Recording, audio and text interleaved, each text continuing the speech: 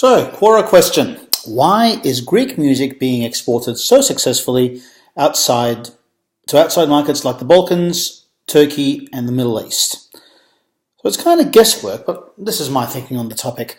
Music of adjoining regions have a family resemblance. German music and Greek music don't have a lot in common, but German music has things in common with Czech music, which has things in common with Hungarian, which has things in common with Romanian, which has things in common with Serbian, which has things in common with Greek music. I don't actually know that's a fact, I'm just arguing it. Greek music isn't being exported successfully to China, Thailand, or Kenya. It's being exported to areas where there is cultural affinity for the music, where it sounds familiar because those are neighbouring areas to Greece which have had cultural interaction with Greece.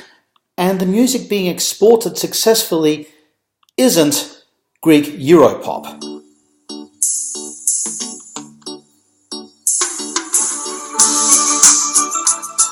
Kill me now.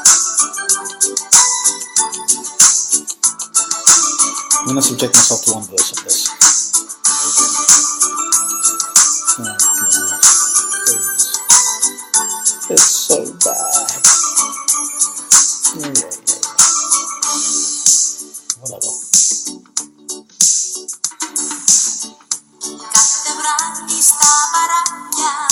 No, I can't say this. I can't say it. No, that's not the kind of music that's getting exported successfully, I hope. Well, maybe it is, but I don't want to know about it. So, she used to go by the single name of Alexia. Now that she's 20 years older, that's a 1987 recording, so I think she's 30 years older, she goes by Alexia Vasiliou. Congratulations on getting a surname.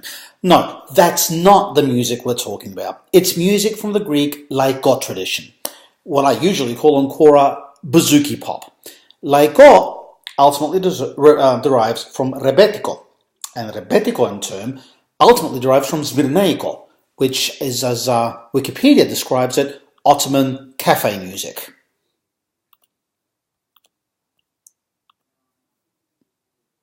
I'm going to have to edit that out later. Why is it not playing? Come on, you can do this.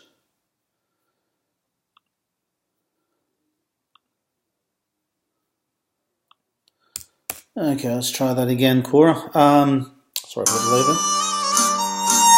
And I'll fast forward.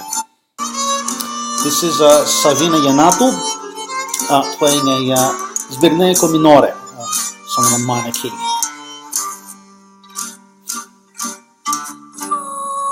Now that's Ottoman.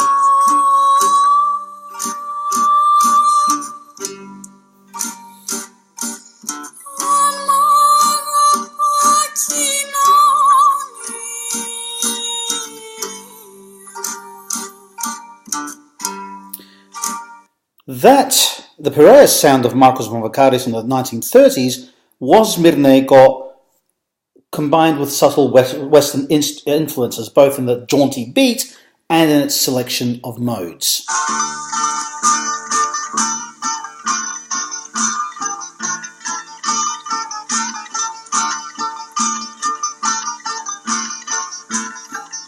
You can hear that it's jauntier, it's not dry and lamenting. And nowhere near as oriental sounding in its selection of modes. Government censorship after 1936 encouraged less oriental sounding modes, and laiko itself, which you can really see the beginnings of with Tsitsanis, the next generation after the Mouvakaris, has much more overt Western influence. So, in other words, the Greek pop music being successfully exported from Greece is a fusion.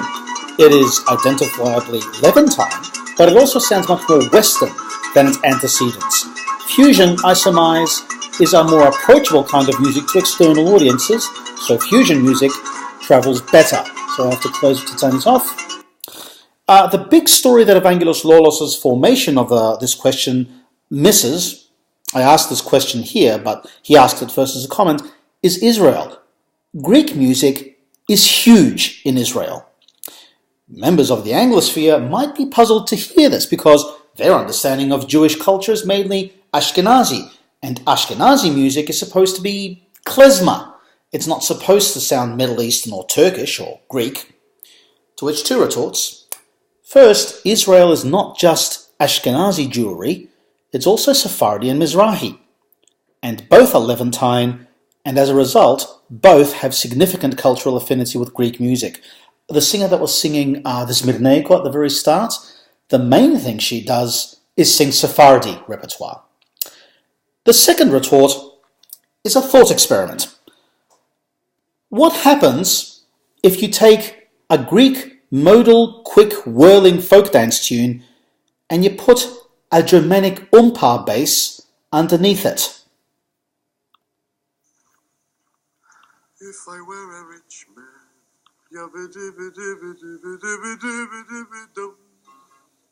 all day long I bum. If I were a wealthy man, Well, you get this. Nikos Kalkotas, 36 Greek dances, dance number 11, Sirtos. Tell me if that doesn't sound Yiddish to you. In fact, let's take it again from the beginning.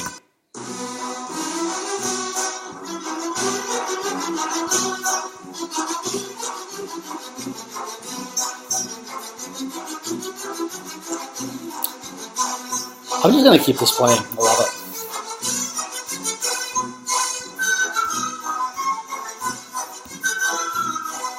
I like Quora for moments like these. Okay, Nick Nicholas signing out.